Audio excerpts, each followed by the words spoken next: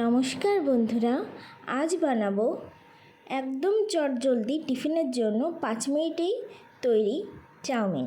তাহলে তোমরা দেখতে থাকো। কড়াইতে জল দিয়ে তার মধ্যে অল্প লবণ দিয়ে দিলাম। জল গরম হলে দিয়ে দেবো চাউমিনগুলো সেদ্ধ করতে। চাউমিন সেদ্ধ হয়ে গেছে, এবার নামিয়ে নেব। কড়াইয়ে সাদা তেল দিয়ে ডিমটাকে ভালো করে ভেজে নেব অল্প লবণ দিয়ে। ডিমটা ঝুড়ি ঝুড়ি করে ভালো করে ভেঙে নিয়ে তুলে দেব। ওই তেলেই পেঁয়াজ কুচি দিয়ে দেব। আর আমি এখানে 3টে লঙ্কা কুচি করে নিয়েছিলাম, সেটা দিয়ে দিলাম।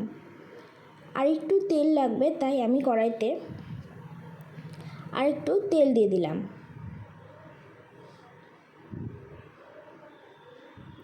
অল্প লবণ আর একদম সামান্য হলুদ দিয়ে দেবো। ভালো করে নেড়ে চেড়ে লাল লাল করে ভাজা হলে দিয়ে দেবো ভেজে তুলে রাখা ডিমগুলো।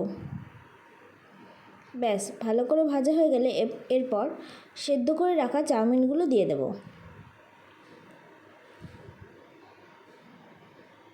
এবার ভালো করে নাড়িয়ে চাড়িয়ে নামিয়ে নিলেই রেডি 5 মিনিটেই তৈরি চাউমিন। কেমন হয়েছে অবশ্যই জানাবে, আর ভালো লাগলে বাড়িতে ট্রাই করবে।